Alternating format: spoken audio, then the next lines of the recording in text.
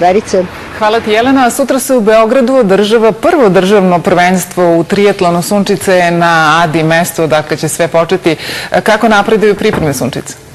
Malo povuci ovamo u levo. Završne pripreme ovde su u toku, postavljaju se tribine, postavlja se bina i sa nestrpljenjem se ovde na Adi Ciganliji očekuje prvo državno prvenstvo u trijatlonu. Sa nama je ovoga jutra Darko Savić, organizator.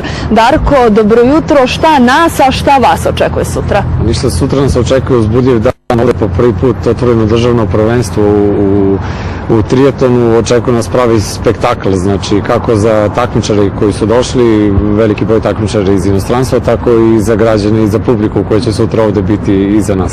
Vi se takođe pripremate, imate treninge svakodnevno. Kako napreduju treninzi vaši i ostali takmičara? Ja sam pored uloge organizatora u ovoj trci, sutra imam ulogu takmičara, tako da se sutra takmičim. Nadam se da će biti dobro. Vidjet ćemo sutra. Hvala vam najlepše. Sa nama je i Ivan Buđa, tehnički direktor trke. Ivane, kakva je staza i hoće li sve biti spremno sutra? Naravno, staza će biti spremna već danas.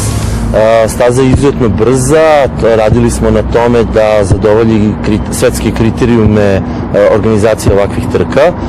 Plivaju ovde na jezeru Ade Ciganlije kilometar i 900. Voda je savršena, 20 stepeni je temperatura, toplije nego napolju. Da vas pitam, neće biti hladno? Ne, pa kažem vam, toplije je voda nego napolju, što je.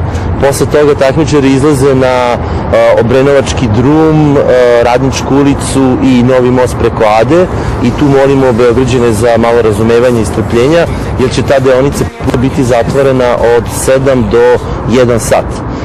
Linije gradskog prevoza bit će izmeštene, što je već objavljeno, tako da građani računaju ako sutra planiraju da dođu do 7 ili posle 1, onda će saobraćaj teći normalno.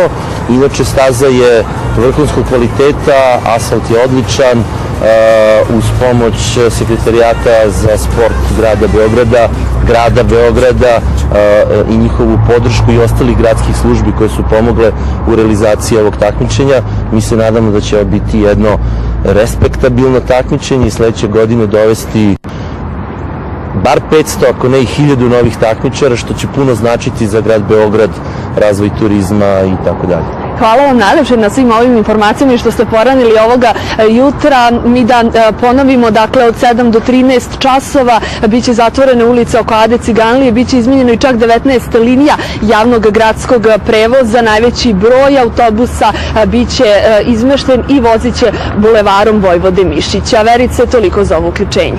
Hvala ti, Sunčice.